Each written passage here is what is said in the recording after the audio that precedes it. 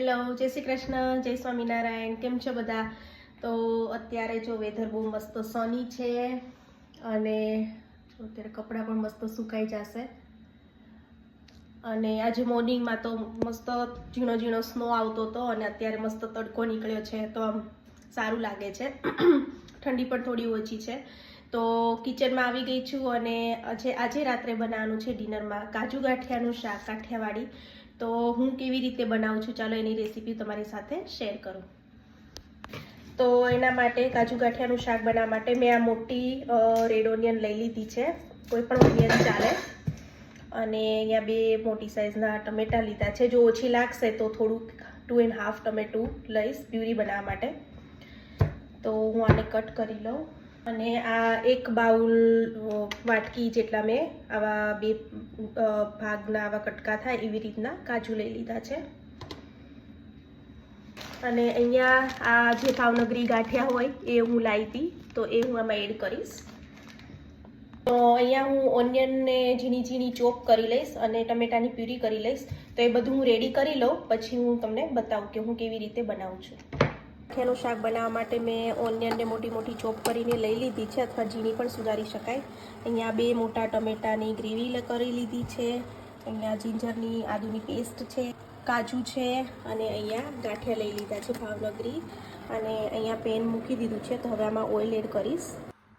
અહીંયા સૌથી પહેલાં ઓઇલ એડ કરી દઈશ કાજુ ગાંઠિયાનું શાક બનાવવા માટે.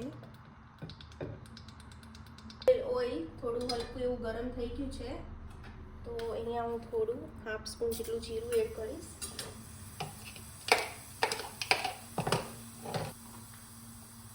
થોડી હિંગ એડ કરીશ અને આની અંદર હવે આ ચોપ કરેલી ઓનિયન એડ કરી દઈશ.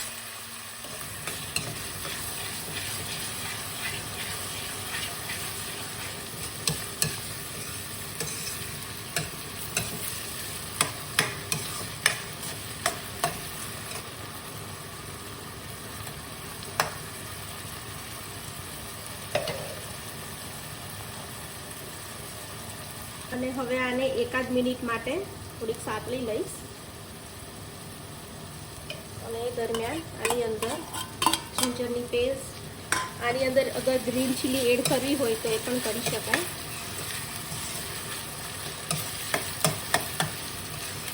1-2 મિનિટ થોડીક એને સાતળી લેવાની છે.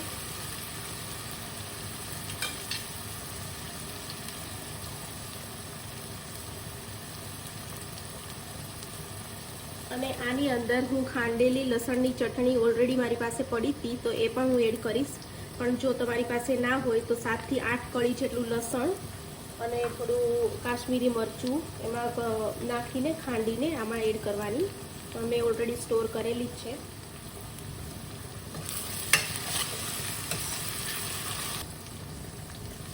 તો અહીંયા ઓનિયન થોડીક સોફ્ટ થઈ ગઈ છે. મીડિયમ હીટ ઉપર 1.5 મિનિટ જેવું થવા દીધું હતું.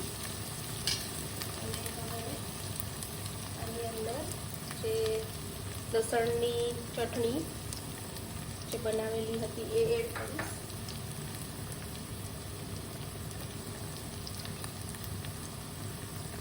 ધાણા જીરું પાવડર, સોલ્ટ, ગરમ મસાલો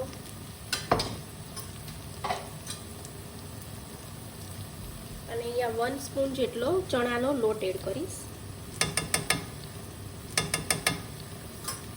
અને હવે આ બધું સરસ મિક્સ કરી દઈશ.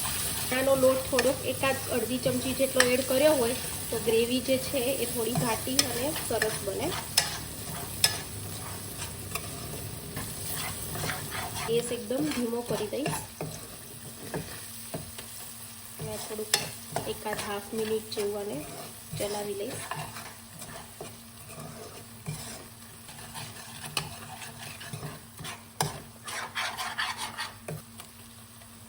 તો જો આમાંથી પણ આ ગ્રેવીમાંથી પણ ઓઇલ સેપરેટ થવા લાગ્યું છે.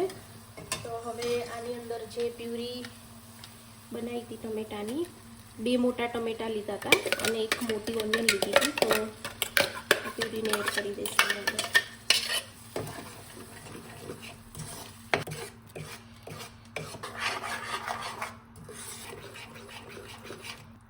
અને હવે આ પ્યુરીને જ્યાં સુધી ઓઇલ સેપરેટ ના થાય ત્યાં સુધી આને કૂક કરવાની છે. જ્યાં સુધી ગ્રેવી ચડે છે ત્યાં સુધી જે કાજુ લીધા હતા એને સરસ રીતે પાણીમાં વોશ કરી લો. અહીંયા હવે ગ્રેવીને ચેક કરી લો.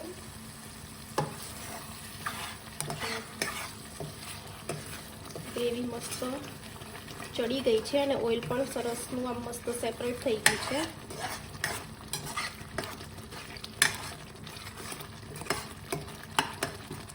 કાજુ એડ કરી દઈશ અને કાજુ પણ મસ્ત સરસ વોશ કરી લીધા હતા.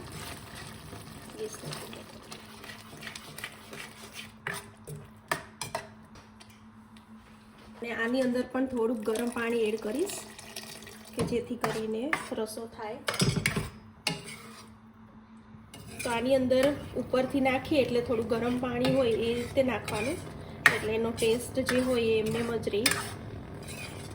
હવે આને 2-1 મિનિટ માટે ફરીથી થોડું ચડાવી લઈશ. હું લાસ્ટમાં થોડી શુગર એડ કરીશ કારણ કે ટમેટાની પ્યુરી હોય એટલે થોડું ખટાશ આવે તો એ થોડું બેલેન્સ થઈ જાય. અને તમારે સ્કીપ કરવું હોય તો સ્કીપ પણ થઈ શકે. તો આપણું આ શાક હવે રેડી થઈ ગયું છે અને ઉપરથી લાસ્ટમાં જેટલા કાજુ લીધા હતા એટલા જ પ્રમાણમાં મેં ગાંઠિયા લીધા છે એને એડ કરી દઈશ. દઈશ ઉપરથી. હવે મિક્સ કરી લઈશ.